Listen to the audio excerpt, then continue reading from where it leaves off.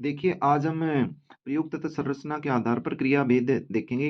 एक तो सामान्य रूप से यह प्रश्न आता है कि प्रयोग तथा संरचना के आधार पर क्रिया के कितने भेद होते हैं? तो वहाँ पर हम सीधा इसका जो आंसर देंगे वो 8 देंगे। अक्सर परीक्षाओं में ये प्रश्न भी आता है और मैंने ये देखा है।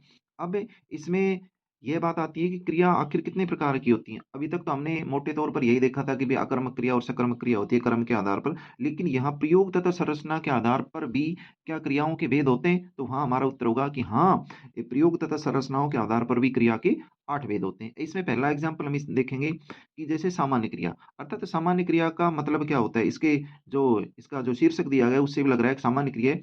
एक ही क्रिया जब वाक्य में प्रयुक्त होती है तो वहाँ वह सामान्य क्रिया का उदाहरण होता है। जैसे मीना पढ़ती है, अब मीना यहाँ कर्ता हो गया और पढ़ती है यहाँ पर क्रिया हो गया। तो यहाँ जो पढ़ना है वह क्रिया है, एक ही क्रिया है, तो यह है वह सामान्य क्रिया का एग्जाम्पल है।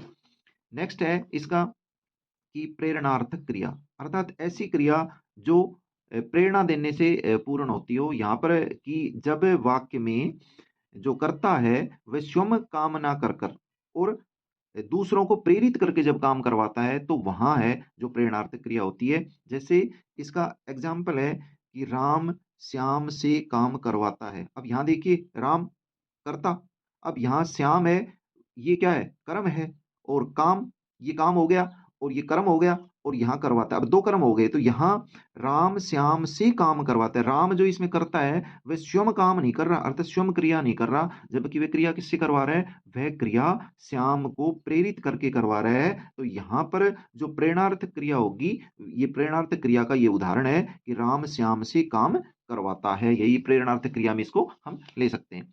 नेक्स्ट है जैसे इसका कि संयुक्त क्रिया। संयुक्त क्रिया का मतलब होता है, इससे लग रहा है कि ज्वाइंट क्रिया, अर्थात जब 2 क्रिया एक साथ आए तो वहाँ वाक्य में हम संयुक्त क्रिया मानेंगे। जैसे इसमें लग भी रहा है, देखिए इसका उदाहरण कि लता ने खाना खा लिया।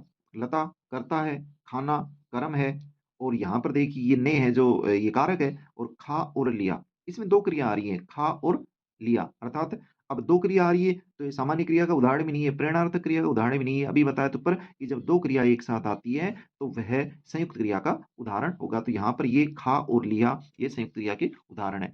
नेक्स्ट है इसमें कि नाम धातु क्रिया। नाम धातु क्रिया का मतलब क्या होता है कि जब वाक्य में संज्ञा, सर्वनाम और विशेषण से जब क्रिया बनाई जाती है, थोड़ा-सा अजीब-सा लग रहा है कि क्या संज्ञा, सर्वनाम, विशेषण से भी क्रिया बनेगी? हाँ, संज्ञा, सर्वनाम और विशेषण से भी क्रिया बन जाती है, तो उन क्रिया को हम नाम धातु क्रिया की संज्ञा में ले सकते हैं, अर्थात उनको नाम धातु क्रिया का नाम हम दे सकते हैं। उदाहरण है इसका जैसे कि लजाना और गरमाना। अब लजाना है, यह भी देखिए नाम धातु क्रिया का उदाहरण है और गरमाना जो गरम से बना है, वह भी इसमें ये प्रत्यय लगाने पर यह नाम धातु क्रिया बन गई और यहाँ पर जैसे लजाना है, ये लजाना भी लज्जा से बन गया, अर्थात यह भी नाम धातु क्रिया है। नेक्स्ट हम देखेंगे कि पूर्वकालिक क्रिया, अर्थात इसमें जो इसका शीर्षक है इससे लग रहा है कि ऐसी क्रिया जो पहले हो रही हो, पूर्व माने पहले और काल माने समय, अर्थात जो पहले समय में हो रही हो क्या कहलाती है? पूर्वकालिक क्रिया कहलाती है। जैसे इसकी परिभाषा है कि 2 क्रिया एक साथ। अब ध्यान रखना कि 2 क्रिया एक साथ तो संयुक्त क्रिया में भी आती हैं। इस बात का ध्यान रखना है कि यहाँ संयुक्त क्रिया होगी या पूर्वकालिक क्रिया होगी। संयुक्त क्रिया और पूर्वकालिक क्रिया में अंतर क्या होगा? ये देखिए कि उदाहरण क्या है? लता पढ़कर सो गई। उसमें संयुक्त क्रिया में क्या था कि दोनों काम एक साथ होते थे और इसमें पूर्वकालिक क्रिया में क्या है कि एक काम होने के बाद दूसरा काम होता है। ध्यान दीजिए इस पर कि ये संयुक्त क्रिया और पूर्वकालिक क्रिया के अंतर के जो संबंधित प्रश्न हैं, वो अक्सर परीक्षाओं में आते हैं और यहाँ आप कन्फ्यूज़ हो जाते हो और उसको गलत कर जाते हो। वहाँ संयुक्त क्रिया आप उसका उत्तर कर देते हो। तो पूर्वकालिक की ये शर्त है कि क्रिया तो 2 होगी। हाँ, पहली शर्त तो उसकी यही है कि वहाँ संयुक्त क्रिया होगी।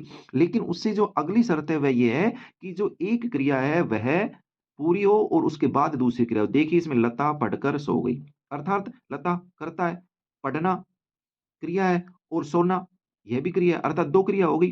तो पहले लता पढ़ी है, अर्थात यह क्रिया है, ये पूर्ण हो चुकी है और उसके बाद है जो दूसरी क्रिया हो रही है, अर्थात पढ़ना और सोना। एक साथ नहीं हो रहा है, पढ़ना पहले हो गया, सोना बाद में हुआ है, अर्थात तो यहाँ पर यह पूर्वकालिक क्रिया कौन-सी होगी? पूर्वकालिक क्रिया होगी इसमें पढ़कर। सोना है, यह पूर्वकालिक क्रिया नहीं है, पढ़कर पूर्वकालिक क्रिया है। और इसकी एक आमतौर पर यह पहचान भी है, ट्रिक भी है कि यदि क्रिया के पीछे कर लगा है, तो वह भी एक पूर्वकालिक क्रिया का उदाहरण है। एक सामान्य-सी मोटे तौर पर वह उसकी पहचान है। लेकिन इस पहचान से पहले हम वाक्य को पूरा उसको पढ़ेंगे, उसके अर्थ को, उसको भावार्थ को समझेंगे, उसके बाद ही हम उसको देखेंगे कि हमने देख लिया कि भई कर है, तो कर होते हम सीधा उसको पूर्वकालिक क्रिया में नहीं दे सकते हैं। दोनों क्रिया है, पहली क्रिया है, वही पूर्वकालिक क्रिया का उदाहरण होगी। नेक्स्ट है सजातीय क्रिया।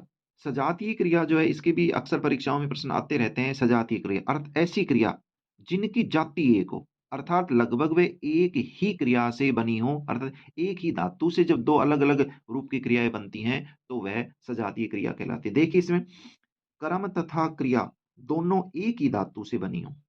अर्थात देखिए इसमें कर्म वाक्य में प्रयुक्त कर्म भी आ रहा है और क्रिया भी आ रहा है और लेकिन वहाँ कर्म है वह भी एक ही धातु से बना हुआ हो। देखिए उदाहरण है लता ने लड़ाई लड़ी। लता यहाँ कर्ता है और यहाँ देखिए ने कारक आ गया तुम्हारा और लड़ाई और लड़ी। यहाँ जो लड़ना जो है इसमें मूल ये धातु है और लड़ना से यहाँ लड़ाई ये कर्म है और लड़ी यहाँ पर क्या है ये हमारी क्रिया है। तो यहाँ पर ये दोनों हैं लड़ाई और लड़ी ये सजातीय क्रिया के उदाहरण है। अर्थात ये हम कह सकते हैं कि सजातीय क्रिया के उदाहरण है। नेक्स्ट देखेंगे हम कि सहायक क्रिया। सहायक क्रिया किसके नाम से लग रहा है कि जो मूल क्रिया की सहायता जो क्रिया करती है, वह सहायक क्रिया कहलाती है। जैसे अपन अंग्रेजी में कहते हैं कि भई वो हेल्पिंग वर्ब। तो वही है एक तरीके से इसमें कि मूल क्रिया की सहायता करने वाला पद सहायक क्रिया कहलाता है। देखिए उदाहरण इसका लता कर्ता है, पढ़ती क्रिया है और यहाँ देखिए जो है ना, यह यदि हम इस है को नहीं लगाते हैं और वाक्य को पढ़ते हैं लता पढ़ती,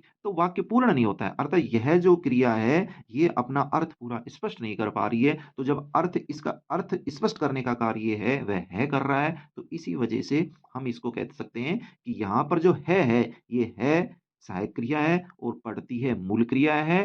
बिना है के पढ़ती का अर्थ स्पष्ट नहीं हो रहा है, तो यहाँ पर है की हमें ज़रूरत पड़ी है, तो यहाँ ये इसकी हेल्प या सहायता कर रही है, तो ये सहायक क्रिया होगी।